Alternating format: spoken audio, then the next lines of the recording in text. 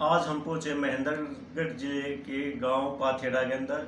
यहाँ से सरपंच हैं श्रीमती मीनू देवी और सरपंच प्रतिनिधि श्री जर्मन सिंह जी हमारे साथ हैं। सबसे पहले हमसे जुड़ने के लिए इनका हम धन्यवाद करते हैं। और जो नमस्कार जी, जैसे 10-11 महीने हुए हैं, 9-10 महीने, इस दौरान आपके द्वारा क्या क्या काम करवाए गए हैं गाँव में, उनके बारे में हमारे दर्शकों को बताइए। सबसे पहले तो मैं आपके दर्शकों को राम राम करता हूँ जी। धन्यवाद जी, राम राम जी। मेरे गांव पाथेड़ा के सभी निवासियों की तरफ से आपको, आपके दर्शकों को राम राम जी। सबसे पहले तो जी हमने गांव में बच्चियों के लिए स्कूल बस की सुविधा नहीं थी। जैसे गांव से जो बाहर लड़कियां पढ़ने के लिए जाती थी तो उनके लिए हमने सरकारी स्कूल सरकारी बस की से कहकर हमने बस चालू करवाई जी।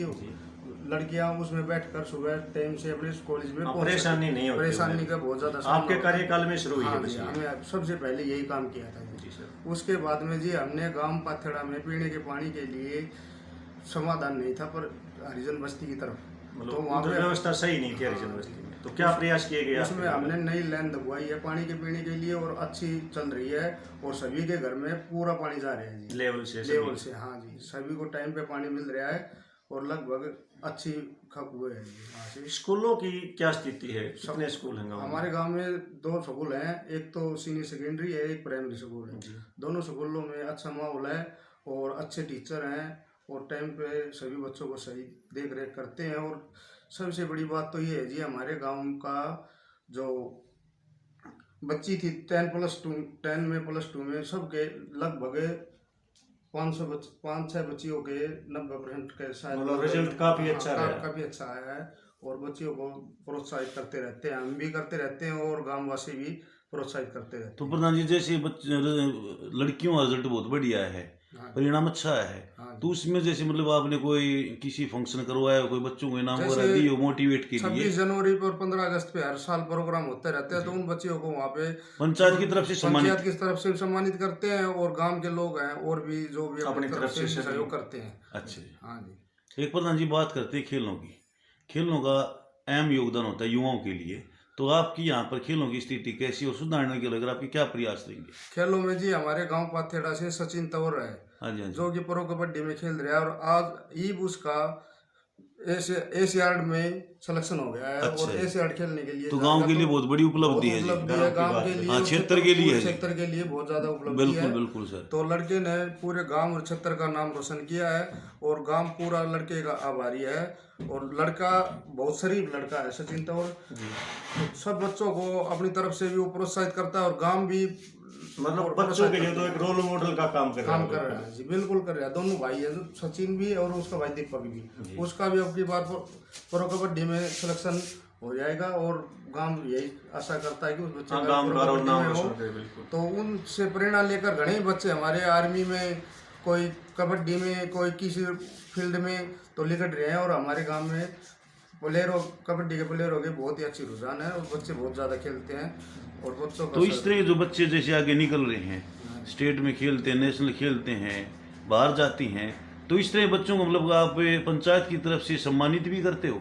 बिल्कुल करते हैं जी और भविष्य में करेंगे भी। और बच्चों के लिए मैट के लिए सुविधा नहीं है, उसके भी हम प्रयास कर रहे हैं। उनके स्टेडियम है सर आपके यहाँ? स्टेडियम नहीं है जी, बच्चे वैसे ही अपना ग्राउंड बना रखा है और ग्राउंड में ही खेलते हैं। तो स्टेडियम को लेकर आपके क्या प्रयास रहेंगे? स्टेडियम के लिए जी हमने अपनी मांग पत्र में रख रखा है, स्टेडियम बना जाए हमारे गांव में, क्योंकि सचिन तंवर हमारा गांव का बच्चा है तो उसने पूरे इलाके का नाम रोशन किया है और उसके नाम से स्टेडियम बनाया जाए और हमारे गांव में स्टेडियम पूरे देश का यूथ आइकन है। तो बिल्कुल है जी। तो जमीन है स्टेडियम के लिए सर पंचायत? जमीन है जी, हमारे गाँव में जमीन है स्टेडियम के लिए और स्टेडियम बनेगा। हमें आशा करते हैं कि सरकार हमें स्टेडियम बनाकर देगी। मतलब संबंधित अधिकारियों तक ये अपनी मांग पहुंचा चुके हैं जी। हम अपने विधायक से भी कहा है और सांसद साहब से भी हमें कहा है और उन्होंने हमें आश्वासन दिया है।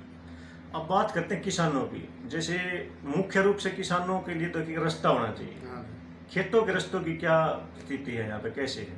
खेतों के रास्ते जी सभी के खेतों के रास्ते कच्चे हैं, तो उनको हम सुधरवाने के लिए मनरेगा स्कीम से या कैसे भी उनको सुधरवाएंगे और बनाने के लिए जो भी धनराशि होगी उससे हम उनका जो जरूरी रास्ता हो उसको बनवाने का काम भी करेंगे, ताकि भाई किसानों को आने जाने में कोई सुविधा न। महिलाओं की बात करते हैं सर, गांव में महिला सरपंच है, तो महिलाओं को लेकर आपके क्या विशेष प्रयास रहने वाले हैं? महिलाओं के लिए जी हमने सत्संग भवन के निर्माण के लिए प्रयास कर रहे हैं कि गांव में एक सत्संग भवन हो जिसमें महिला ज़्यादा इकट्ठी हो और उनसे आपस में सभी महिलाओं का भाईचारा बढ़े और गांव में अच्छी एकता की मिसाल हो और अच्छा भाईचारा हो। जैसे महिलाएं इकट्ठी होंगी तो एक जगह बैठेंगी तो गांव में अच्छी ही बात रहेगी, न कि वे हर मुद्दे पे डिस्कस करें। हाँ। बिल्कुल भी। जैसे यातायात की बात करते हैं, यातायात की आपने सबसे पहले बताई उपलब्धि कि हमने बच्चों के लिए बस लगवा रखी है। हाँ जी। तो कितनी बसेज आपने सरकारी जो रोडवेज बस हैं कितनी लगवाई अभी तो है? एक ही लगी है जी, दूसरे के लिए हमने डिमांड रखी है तो वो बहुत एक बार तो चल गई थी जिससे कि सवारी कम होने के कारण वो बंद हो गई। तो प्रधान जी ने कहा आने जाने की व्यवस्था जैसे बच्चों को लेकर भी आती है वही बस? लेकर भी आती है जी और लेकर जाती है। टाइमिंग शेड्यूल ऐसा है कि छुट्टी के सुबह टाइम सुबह 9:15 बजे पाथेड़ा से जाती है जी और शाम को 3 बजे वापस आती है जी कन्या से। चिकित्सा की बात करते हैं जी, गांव में चिकित्सा व्यवस्था कैसी है? चिकित्सा के लिए जी हमारा जैसे बहुत- पशुओं के लिए भी लगाओ आप और अपने पशुओं के लिए जी CHC, हमारे PHC डॉक्टर है जी, अस्पताल है पशुओं का और डॉक्टर टाइम पे आता है। नियमित रूप से बैठते हैं। नियमित रूप से बैठता है जी। और PHC है जी, उसमें भी डॉक्टर बैठते हैं। PHC की जो बिल्डिंग है वो जरा हालत में है, उसके लिए हमने मांग पत्र में दे रखा है और उसको मतलब डिमांड कर रखी है डिमांड अपनी कर तरफ रखी से। है। तो कुछ आने वाले टाइम में बहुत जल्दी ही PHC का भी निर्माण हो जाएगा जी और हाँ, अच्छी ग्रामीणों को हाँ, स्वास्थ्य संबंधी हर सुविधा यहाँ पे उपलब्ध हो। एक प्रधान जी बात करते हैं स्वच्छता और सौंदर्यकरण की। स्वच्छता और सौंदर्यकरण को लेकर आपकी अभी जैसे 7-8 महीने हुए हैं, आपने क्या प्रयास किए हैं और भविष्य में आपकी रणनीति क्या रहेगी? स्वच्छता के लिए जी हमारे प्राइमरी स्कूल के चारों तरफ बहुत ही ज़्यादा गंदगी हो रही थी और पानी इकट्ठा रहता था। हमें उसको निकलवाने का काम किया है। जैसे कि स्कूल के अंदर पढ़ने के लिए बच्चों को बहुत ज़्यादा परेशानी हो रही थी। हाँ, बारिश के मौसम में तो ज़्यादा बारिश के बहुत दिक्कत मौसम का में सामना करना पड़ता वैसे होगा भी जी। ज़्यादा गंदगी वैसे तो उसको हमने साफ करवाया और ये वे बच्चे आराम से आ जा सकते हैं स्कूल के अंदर। तो ये समस्या कितनी पुरानी थी सर? ये समस्या लगभग जी 10-12 साल से 10-12 साल पुरानी समस्या। चलती आ रही थी। आपके द्वारा गांव में पेड़ पौधे भी लगवाए पेड़ गए? पौधे लगवाए गए हैं जी, जी पूरे गांव लगभग में। हाँ जी 200-300 पौधा लगवाया हमने। एक प्रधान जी आप जैसे युवा हो तो युवाओं के लिए आप क्या संदेश देना चाहते हो, क्या मैसेज देना चाहते हो? युवाओं के लिए हम संदेश देना चाहते हैं कि जी एक तो नशा पे बहुत ज़्यादा बच्चों का ध्यान हो रहा है, तो नशा से दूर रहें और अपने माता पिता का कहना माने और अपने देश के लिए अपने अपना जो सेना में लक्ष्य है या जो उसको- भी लक्ष्य है उनको पूरा करें। मैं तो युवाओं से यही अपील करता हूँ कि सभी बच्चे अपने टाइम से अपने घर पे जाएं और टाइम से अपने घर पे रहें और किसी के साथ आवारा बच्चों के साथ न घूमें और नशा से दूर रहें। वे बस यही रिक्वेस्ट करता हूँ और खेलों में बढ़ चढ़ कर भाग लें। उनके लिए जो भी हमसे बनेगा, हमसे आकर कहेंगे तो हम उनके लिए रात को भी आएंगे तो भी हम उनको तैयार मिलेंगे। हाँ, मतलब 24 घंटे मतलब तैयार मिलोगे तैयार मिलेंगे। यदि कोई समस्या मिलती है। हाँ। प्रधान जी एक लास्ट क्वेश्चन हमारा है कि जैसे ग्रामीण क्षेत्र में कई बच्चे इंटेलिजेंट होते हैं, होनहार बच्चे होते हैं और आर्थिक तंगी के चलते वो बच्चे पढ़ नहीं पाते, पैसे की तंगी के चलते, तो उन बच्चों के लिए क्या आपके कोई विशेष प्रयास कोई कोशिश रहेगी क्या?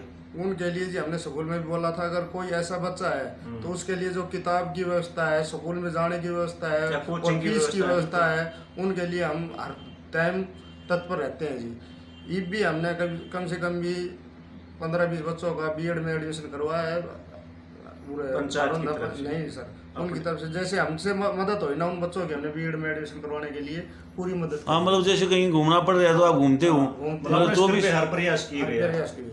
बहुत बढ़िया से बहुत बड़ी उपलब्धि है। तो आप सरपंच प्रतिनिधि श्री जर्मन सिंह तौर से बात कर रहे थे। इन्होंने अपना जो खाका दिमाग में था गांव के विकास को लेकर वो हमारे सामने रखा।